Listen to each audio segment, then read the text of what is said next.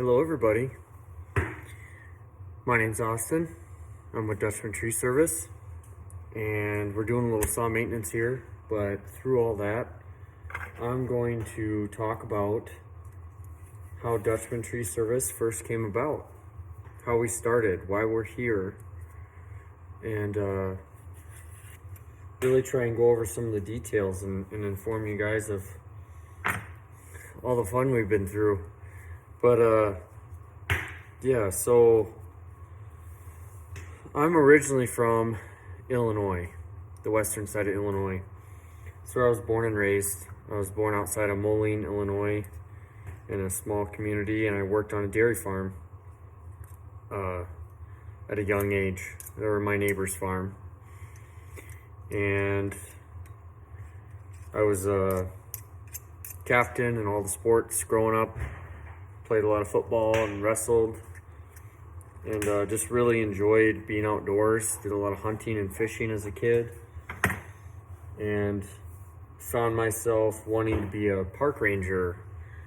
And I decided, when it came time to go to college, I decided to go to college to become a park ranger, and Vermilion Community College in ELY, Minnesota was the place for all that. That was Vermilion, if anybody didn't know, has one of the best law enforcement schools in the country if you're trying to become a park ranger. So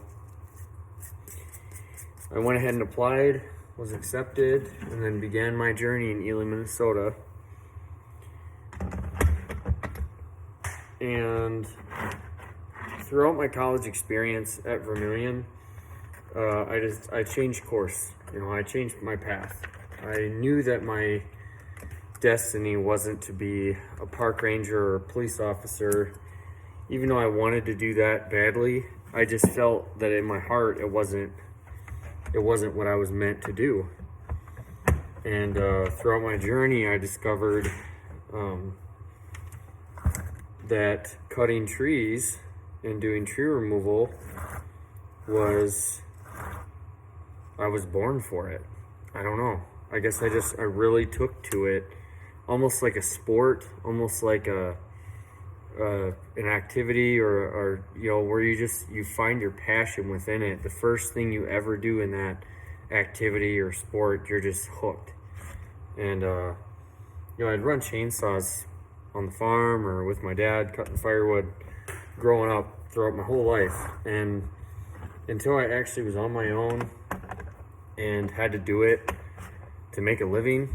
When I went to college here, I didn't have a lot of money. It was kind of a need in the community to do hazardous fuels reduction, and I took it upon myself to go ahead and invest in a chainsaw and a little trailer, and I started doing it. And I wasn't insured or anything, and I just informed the people I was working for, hey, I'm just a guy with a truck and a trailer, and I'm really cheap, and I'm gonna do a good job and show up on time. And throughout college, I was able to put gas in my tank and feed myself and enjoy my experience here in ELY just a little bit more, And throughout my journey as a entrepreneur starting out, I discovered that cutting trees was what I wanted to do. And at Vermilion, it's pretty neat. You're able to enroll in wildland firefighting classes, and I did. And one of those classes is a SAW certification. So I went ahead and did that, and then got my first job with Forest Service, and they made me a tree faller. And I really, really enjoyed working for that agency, doing that kind of work. It was pretty hazardous, but you got to travel and so on and so forth. And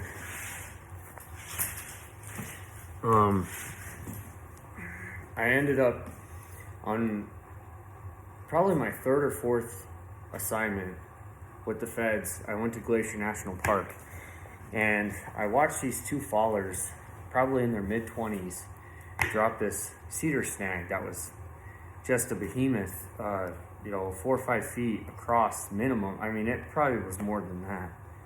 But they dropped this huge cedar snag right between these two historical pillars in the park, and just perfect. And I talked to him about it, and I was like, man, how do I get that good? How do I build my career to the point to where I'm that? And they said, well, actually, we do residential tree climbing, and we each own part of the business, and then we work for the Forest Service as contractors in the summer. And I was like, cool. So I asked them, how do I do that? And they said, well, your best bet's going to be to start from the ground. Go work for a tree company and see if they'll let you climb, and you'll know if you're cut out for it or not. And then from there, as much work as you want to put into it, it'll grow from there. So that's what I did.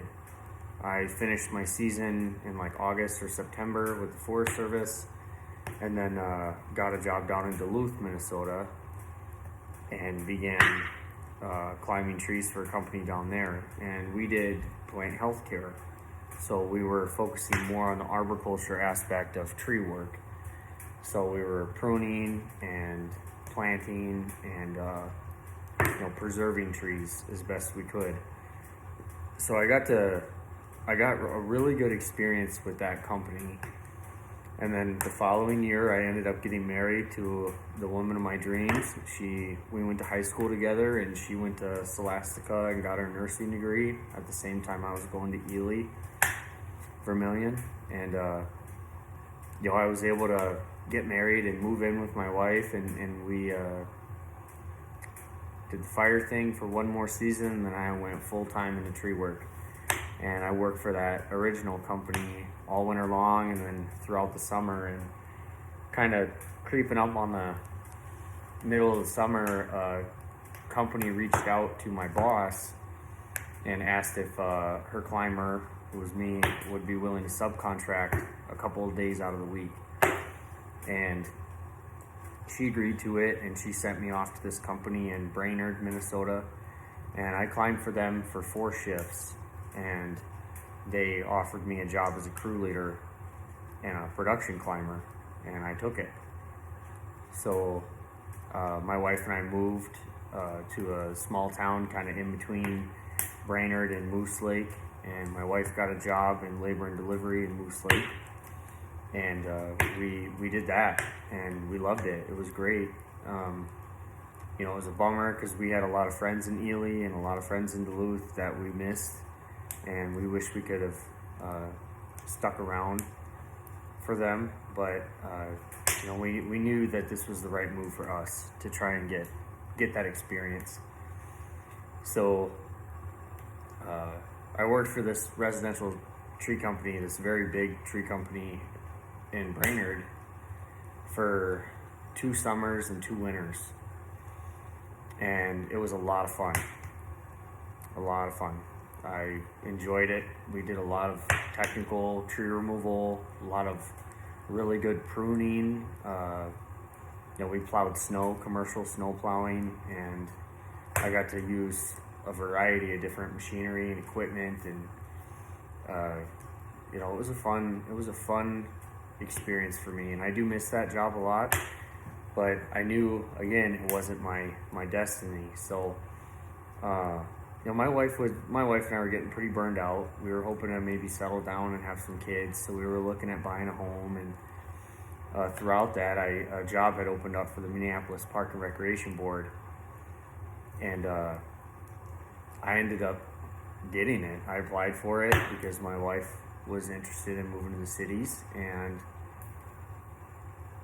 she got a job. I got a job, so we went ahead and packed up, moved to the suburbs of Minneapolis, and I worked for the city of Minneapolis for about 11 months. And throughout that 11 months, I did a fair share of subcontract work. So I obtained my own insurance under my personal name, I didn't own a business or anything, but I would go work for, Lucky Lou's Tree Service in Minneapolis on the weekend or after work at the park board. And I pretty much worked 6 to 7 days a week. And I enjoyed it so much on the side, working for other companies, that it was hard to go to my 9 to 5. Well, actually, it was a 7 to 3 job every day, and have to kind of suffer through it because it wasn't what I wanted to do. But on the weekends, I got to scratch my itch and really get to climb some monster trees and do some technical work with some just phenomenal climbers. I mean, some of these tree climbers have been doing it for 15, 20 years, and they were really artists and craftsmen at their trade. And I was just a sponge. I soaked everything up I could. And I was inspired to start a business by a fellow arborist that's now passed. And him and his good friend also, they ran businesses in the same town. And they were best friends ever since they were little. And they just kind of went their separate ways for a number of years, but then they came back and was working alongside one another, and I grouped up with them in my stint in ELY, and they're like, no, we could use you, come up here, we could use you, we need you bad. There's just so much work, we can't keep up with it, and you're young, you're strong, you're willing to learn, so we're willing to take you on and show you how we do stuff up here. So throughout my course, of working for this company in Brainerd and working for the Minneapolis Park Board, I was kind of, banking on that. At some point I'm going to move up there and I'm going to help these guys out. And this arborist passed away in a tragic way. And it just kind of really set things into perspective for me that if I keep doing this the rest of my life, I'm not going to do it for anybody else but myself. This is a job that I truly enjoy, I love, and if I can't retire off of it, then what, eventually my body's going to just deteriorate, and I'm going to be left with my climbing gear, and that's about it, So pretty much at that point, it was like, I got to do this. I have to. I have to do this. And that the winter after he passed was the winter that I worked in. I had just gotten the job in Minneapolis, and I was, working my way through all the districts that winter. And that arborist's significant other reached out to me and said, hey, we're going to try and keep this business afloat. And if you have some free time on the weekends, and you can come up to ELY and climb for me, I would really appreciate it. So I did. That spring was when all the rioting and stuff happened in Minneapolis, and things got a little wild. So the park board gave us the ability to take as much unpaid time as we wanted. So I did. I took every Monday off for 3 months, and I went up to ELY Friday after work and camped out on the weekends and worked for this company in ELY that my buddy used to have. And I got that business up on their feet again and got them rolling throughout the summer. And about 3 months went by, and I was discussing all my ideas with this person and really getting them inspired on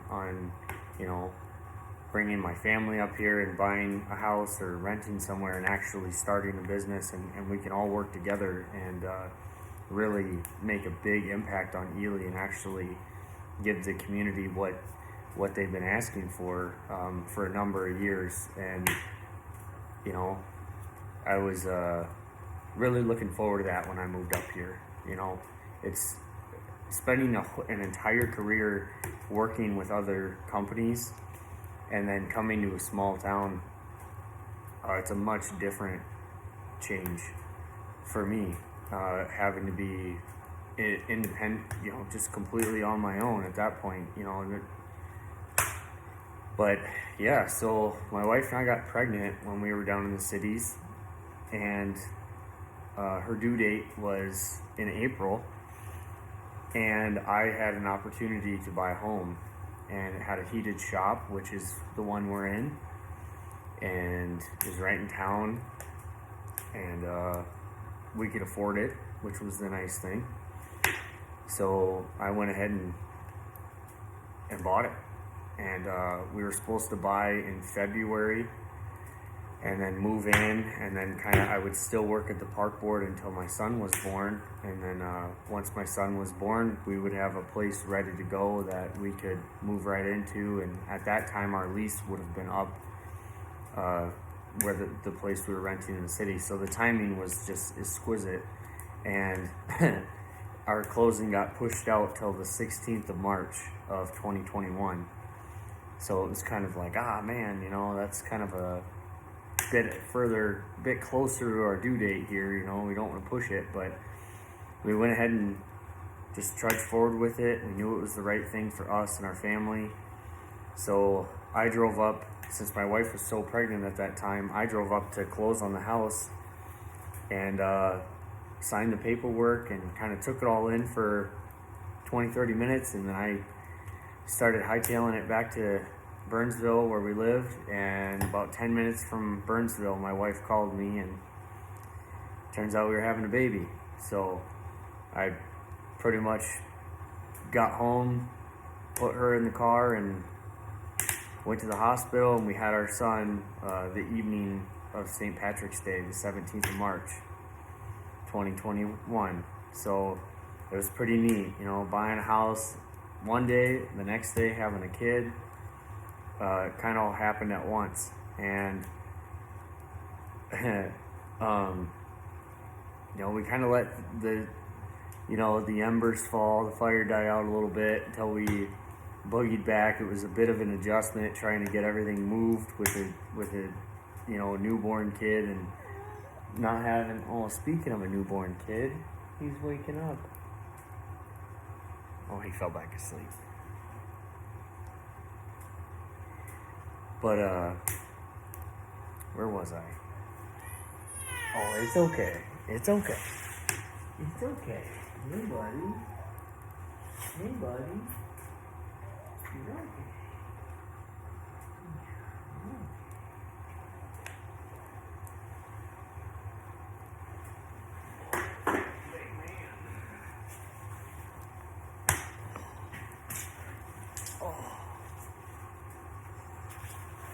This is my son. It's okay. Say hello. Can you say hello? Yeah. So yeah, we moved to ELY about the beginning of April, and that's when I officially started Dutchman Tree Service LLC. And he was about a month old, not even. And my wife decided that she was just going to stay home with him as long as she could, to try and keep him in the house taken care of while I was out working my tail off to provide. And that was a year ago.